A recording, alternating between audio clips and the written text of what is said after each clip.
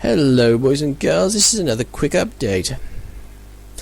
Yes, I was going to do some game and movie reviews, but I've only written the script so far and I can't be bothered to make them because I've been too busy making the game instead, so you'll have to wait a while for those. Yes, I'm still making that game. It's taking a very long time, but yes, and there's a lot to do as well. I know I haven't said a lot about it, but it is coming together piece by piece, and in case I haven't already mentioned it, it's a slightly roguelike role-playing game. There's a lot of events that need to be put in, and I mean a lot. I'm talking close to about 1,000 entries, which I'm about halfway through at the moment. That 1,000 includes the results of the decisions you make too, and most of those events are random ones. So yeah, just a brief synopsis of the game. The game itself is set in ancient times. You're on a rescue mission, and you have a time limit. You're a fugitive and you have to somehow rescue the rest of your religious order from this dictator who has them locked in his dungeon. And to do that, you're going to have to seek help from someone who can overthrow him and liberate the city-state you're living in.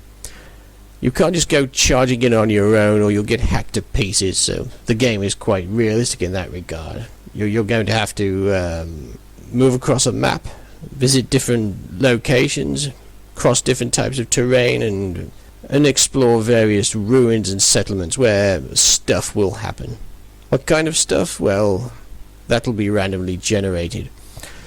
You start off on your own, but the first thing that you'll do in the game is decide on your character's backstory, which will determine her yes, it's a she, her skills and mannerisms, and to some extent her personality. So that in itself will open up or close off some of the game, and depending on what happens or how you play, you'll find other people who will join you on your quest after their, well, for their own reasons, and some will be motivated by revenge, some by money, etc.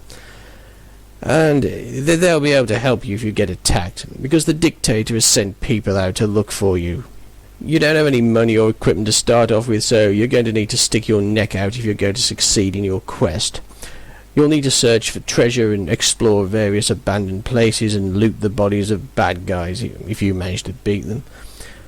Most of the map you travel across will be the same every time. The terrain and the location of the major cities will, but basically everything else will never be the same twice. Even the cities themselves will be different. You might go into one in one game and talk to the king, and you might go into the same city in a different game and find it a democracy, which might result in different events occurring. There might also be different shops there with different things in them. And by the way, items get bought and sold in this game by unseen non-player characters, so you can't guarantee that what you see in a shop today will still be there a week later.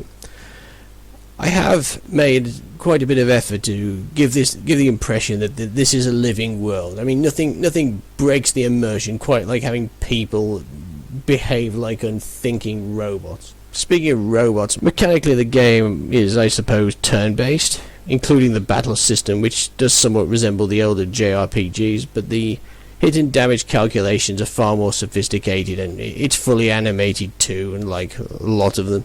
There's sort of this static image with the flashing border attack nonsense you've probably seen. There'll be certain modifiers that will affect the battle, such as what you and the rest of your companions are armed with, or how much you outnumber the enemy by, or how much they outnumber you by, or if you're lucky, you'll trigger an event before the battle, which might result in you being attacked at a location that might give you a combat advantage of some sort.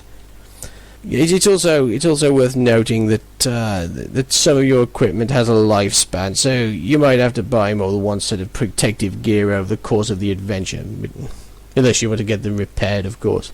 All the weapons of the game will have different characteristics. There's a few different types of sword, and each weapon will have different levels of craftsmanship and different traits, such as one might have a longer than average length, I suppose. which will affect its performance, while another might be made of some exotic material that might make it do more damage, or another might just have a fancy decoration on it that you could sell for a high price but is otherwise crap for combat. I'm not going to be finished for a while, so I can't give you an exact time frame of when it'll be ready. It's going to be a few months yet. And I'm funding all this myself. I'm not using Kickstarter or anything. I don't feel comfortable with the idea of having lots of other people's money and making them wait a long time for the wares. Unlike some people. But having said that, there's no fancy 3D graphics or engine licenses to worry about, so it's not exactly breaking the bank, but there are still costs.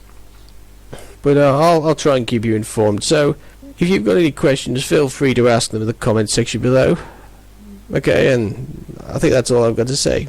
Cheerio.